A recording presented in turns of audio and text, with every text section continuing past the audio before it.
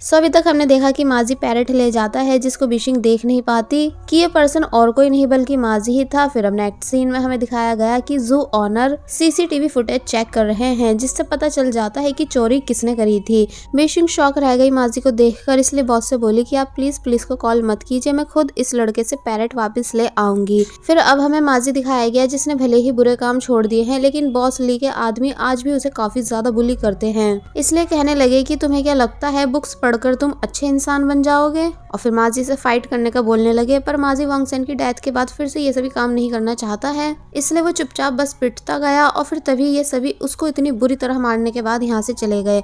बिशिंग भी छुपकर ये सब कुछ देख लेती है, इसलिए तभी अंदर आई और फिर उसने एम्बुलेंस को कॉल की, जिसके बाद एम्बुलेंस माजी को अपने साथ ले जाती है। बिशिंग माजी का प्लेस देखने लगती है जहाँ उसे पैरेट मिल गया, साथ ही वांग सेन और माजी की साथ वाली एक फोटो भी मिली, जिसे लेकर बिशिंग एक शॉप पर आई और पूछने लगी कि क्या आप प्लीज बता सकते हो कि ये कब की फोटो है, क्योंकि इसके पीछे 2019 लिखा है। तो तब अंकल बोलते हैं कि भले ही साल 2019 लिखा है पर ये फोटो काफी ज्यादा पुरानी है। बिशिंग जाने लगी लेकिन तभी अपना मोबाइल दिखाते हुए पूछने लगी कि क्या आप प्लीज इसे फिक्स कर सकते हो। वेल अब नेक्स्ट सीन में हम देखते हैं कि बिशिंग अपनी मॉम के पास होती है जिनका सुबह में लेग ऑपरेशन होने वाला है। तो तब यहाँ वो अपना मोबाइल देखने लगी जिसको वो उन्हीं अंकल से ठीक करा चुकी है कि तभी वो शॉक रह गई ये देखकर कि मोबाइल पर अननोन नंबर से 2 मैसेजेस रिकवर हुए हुए हैं, जिसमें से एक ये था कि आई लाइक यू बिशिंग और एक ये कि बिशिंग क्या तुम मुझे जानती हो। बिशिंग हैरान होने लगी इन मैसेजेस को देखकर, पर फिलहाल कुछ भी डिलीट नहीं करती। और फिर अब नेक्स्ट डे हमें दिखाया गया कि बिशिंग की मॉम को ऑपरेशन के लिए लेकर जाया जा रहा है।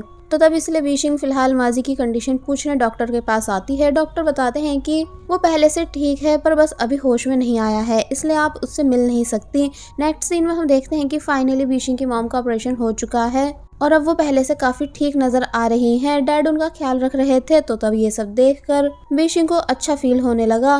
फिर वो थोड़ी देर के लिए बाहर बैठ गई एंड अब वो फिर से उन्हीं मैसेजेस को देख रही है, जिसमें से एक को डिलीट करने का बिशिंग ने डिसाइड करा, क्योंकि मॉम का ऑपरेशन भी सक्सेसफुली हो चुका है, इसलिए वो बेफिक्र होकर पास्ट में जाकर वांग सेन को बचा सकती है। और फिर जब जैसे बिशिंग मैसेज डिलीट करती है तो तब वो फाइनली पास्ट यानी कि 2010 में आ गई। बिशिंग यहाँ आकर काफी ज्यादा खुश है कि तभी उसे वांग सेन दिखा एंड साथ ही बॉस ली के आदमी भी जो कि वांग सेन के पास आ रहे थे, इसलिए बिशिंग तभी वांग सेन के पास आकर उसका हाथ पकड़कर उसे अपने साथ यहाँ से भगाकर लेकर जाने लगी। दोनों फाइनली काफी दूर आकर रुके जहाँ वांग सेन हैरान हो रहा था बिशिंग को देखकर। तो वहीं बिशिंग वांग सेन को डायरेक्ट हक कर लेती है एंड कहने लगी कि थैंक गॉड तुम्हें कुछ भी नहीं हुआ। क्या तुम्हें आइडिया भी है कि इस टाइम में कितनी ज्यादा खुश हूँ तुम्हें एकदम ठीक देखकर। और फिर जब पीछे हुई तो वांग सेन हैरानी से बिशिंग को देखते हुए पूछने लगता है कि क्या तुम मुझे जानती हो। बिशिंग कहती है कि हाँ, तुम्हारा नाम वांग सेन है, स्कूल टॉपर, एंड तुम एक बहुत ही अच्छे इंसान हो। अगर हम पहले दोस्त नहीं थे तो कोई नहीं, हम फिर से एक दूसरे को जान लेते हैं। वांग सेन बस हैरानी से बिशिंग की बातों को सुन रहा होता है। फिर जब बिशिंग बोली कि तुमने हमेशा मुझे प्रोटेक्ट करा है लेकिन इस बार मैं तुम्हें प्रोटेक्ट करूंगी और देखना इस बार मैं तुम्हें बिल्कुल भी कुछ नहीं होने दूंगी। और जब डायरेक्ट वो अपनी फीलिंग्स वांग सेन को बता देती है कि आई लाइक यू वांग सेन, तो तब वांग सेन इतनी बुरी तरह शॉक रह गया कि वहीं फ्रीज खड़ा रह जाता है कि तभी कुछ चेंजेस आए और बिशिंग डायरेक्ट वापस प्रेजेंट में आ गई। बिशिंग हैरान होने लगी कि भला मैं वापस क्यों आई हूँ, यानी कि इस बार तो कॉलेज एंट्रेंस एग्जाम डे भी नहीं आया था और वांग सेन भी सही सलामत मेरे सामने था, फिर भी मैं प्रेजेंट में वापस क्यों आ गई। वेल वो इन्हीं बातों को सोच सोच कर परेशान होने लगती है और जब घर वापस जाने के लिए बस स्टॉप पर बैठी तो यहाँ वो उस लास्ट मैसेज को भी देखने लगी जो कि अननोन नंबर से आई लाइक यू बिशिंग का आया हुआ था। बिशिंग खुद को गुड लक कहकर फाइनली उस लास्ट मैसेज को भी डिलीट कर देती है और एक बार फिर पास्ट में आ गई। जहाँ सभी स्टूडेंट्स वापस घर जा रहे थे, बिशिंग जब सब जगह वांग सेन को ढूंढ रही होती है यानी भाग रही थी, तो तब यहाँ उसकी एक लड़की से टक्कर हुई जिसके पेपर्स नीचे गिर गए। तो तब बिशिंग ने उसे सॉरी करा। फिर जब फाइनली बिशिंग को वांग सेन दिखा जो कि बार बार अपने मोबाइल को देख रहा था, तो तब बिशिंग फिर से उसका हाथ पकड़कर उसको जबरदस्ती अपने साथ लेकर जाने लगती है। वांग सेन हैरान कि पर हुआ क्या है, और जब जैसे ही वांग सेन का मोबाइल नीचे गिरा जिसे बिशिंग उठाकर देने लगी, तो तब वो देख लेती है कि उसमें वांग सेन ने बिशिंग के लिए I like you message type कर रखा है। यानी ये मैसेज अननोन नंबर से वॉन्गसन ने ही बीशिंग को सेंड करा था कि तभी अचानक फिर से चेंजेस आए और बीशिंग एक बार फिर प्रेजेंट में वापस आ गई और वापस से हैरान होने लगी कि भला मैं बार बार प्रेजेंट में वापस क्यों आ रही हूँ। यानी मैं पहले वॉन्गसन की डेथ की वजह से वापस आ रही थी, लेकिन इस बार तो वॉन्गसन को कुछ हुआ भी नहीं है, फिर भी मैं वापस क्यों आ रही हूँ। फिलहाल बीशिंग अपना आप को शांत करती है। फिर वो वापस हॉस्पिटल आई माजी से मिलने, क्योंकि माजी को होश आ चुका था, पर यहाँ आकर पता चला कि माजी जा चुका है। बीशिंग नर्स से बात करती है जिन्होंने बताया कि वो काफी जल्दबाजी में था, तो तब बीशिंग हैरान होने लगी कि माजी जल्दबाजी में क्यों था, क्या वो कहीं पर जा रहा है।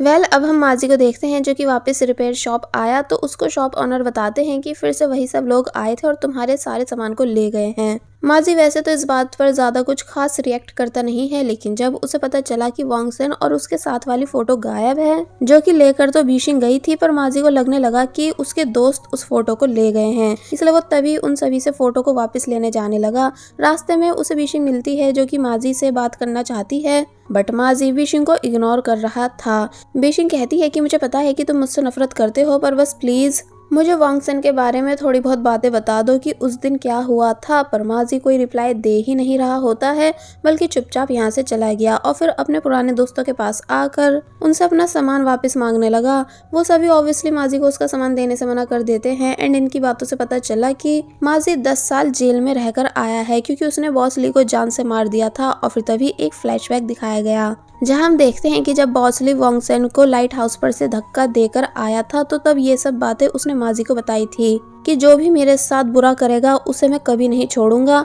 माजी शॉक रह गया था ये बात सुनकर कि क्या सच में तुमने वॉन्गसन को जान से मार दिया है। फिर बस होना क्या था, दोनों के बीच फाइट होने लगी। बॉस ली अब माजी को भी जान से मारने की कोशिश कर रहा था, पर माजी बॉस ली के सर पर कुछ मारता है, जिस वजह से बॉस ली की डेथ हो जाती है।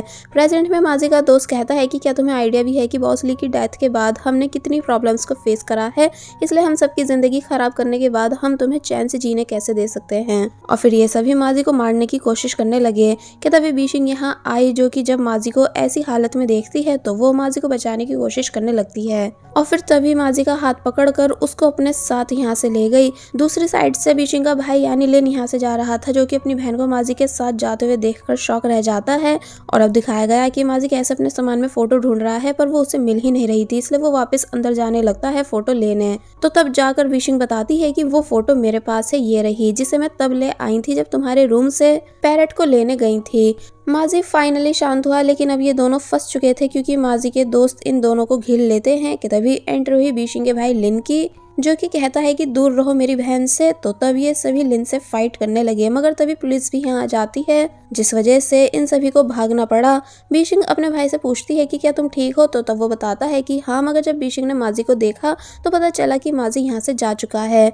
बीशिंग को नर्स की बात याद आने लगी, जो कि बता रही थी कि माजी किसी फ्लाइट के छूट नहीं जाने की फिक्र में जल्दबाजी में यहाँ से गया था, इसलिए बीशिंग जल्दी से एयरपोर्ट आ गई और माजी को यहाँ पर ढूंढने लगती है, पर वो उसे कहीं भी दिखता नहीं। इसलिए मन ही मन कहने लगी कि वॉन्गसन ने एक बार फिर चांस मिस कर दिया है तुम्हारे बारे में बातें जानने का। और फिर तभी काफी ज्यादा उदास होने लगती है, मगर तभी सीन चेंज हुआ और दिखाया गया कि माजी चाइना छोड़कर नहीं गया है, बल्कि चाइना में ही है एंड वॉन्गसन की फोटो देखकर उसे मिस कर रहा है। फिर वो एक फ्लैशबैक याद करने लगा कि जब पास्ट में ये दोनों दोस्त थे तो वॉन्गसन अक्सर बीशिंग को दूर से देखता रहता था। माजी समझाता है कि तुम्हें कम से कम इस लड़की यानी बीशिंग से एक बार तो बात करनी चाहिए और उसे याद दिलाना चाहिए कि तुम उसे काफी टाइम पहले से जानते हो, पर वॉन्गसन मना कर देता है कि नहीं, बीशिंग सिर्फ जैनियो को पसंद करती है, इसलिए मैं उसकी खुशियों के बीच नहीं आना चाहता हूँ। दोनों ने चलते चलते एक फोटो क्लिक करी और फिर माजी ने फोटो पर 2021 लिख दिया, ताकि ये दोनों 2021 में एक बार फिर एक दूसरे से मिल सकें।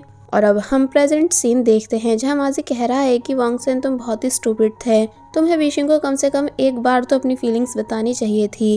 अब नेक्स्ट हमें दिखाया जाता है कि माजी अपनी रिपेयर शॉप पर है एंड आई थिंक वो कहीं जाने वाला है कि तभी जैनियो और टैंगी ये दोनों यहाँ पर आए अपनी रिपेयर कार लेने, जहाँ जब टैंगी अपनी और जैनियो की शादी का डिस्कशन करती है और जैनियो से ये सब पूछने लगी कि जैसे तुमने बीशिंग को छोड़ा है वैसे ही तुम शादी से कुछ दिन पहले मुझे तो नहीं छोड़ दोगे और किसी तीसरी के पास तो नहीं चले जाओगे। तो तब जैनियो समझाता है कि नहीं, ऐसा कभी नहीं होगा, क्योंकि मैं सिर्फ तुमसे प्यार करता हूँ। माजी को काफी ज्यादा गुस्सा आया इन सभी बातों को सुनकर कि वॉन्गसन कभी बीशिंग से अपनी फीलिंग्स इसलिए कन्फेस नहीं कर पाया क्योंकि उसे लगता था कि जैनियो और बीशिंग दोनों एक दूसरे को पसंद करते हैं, बट ज़ेन्यू तो बीशिंग को शादी से कुछ दिन पहले ही छोड़ चुका है। इसलिए जब ज़ेन्यू कार की तारीफ करने लगता है कि तुमने ये कार काफी अच्छे से रिपेयर की है, कि तभी माजी ने एक जोरदार पंच ज़ेन्यू को मारा, जिस वजह से वो नीचे गिर जाता है। ज़ेन्यू और टेंगी दोनों समझ नहीं पाए कि आखिर इसने ऐसा क्यों करा, तो वही माजी डायरेक्ट यहाँ से जाने लगा और बीशिंग को कॉल करके बोला कि मुझे तुमसे बात करनी है।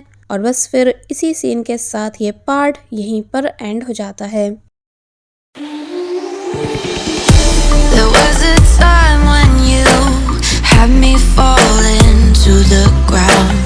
For next part, please subscribe my channel and hit the bell icon. Thank you.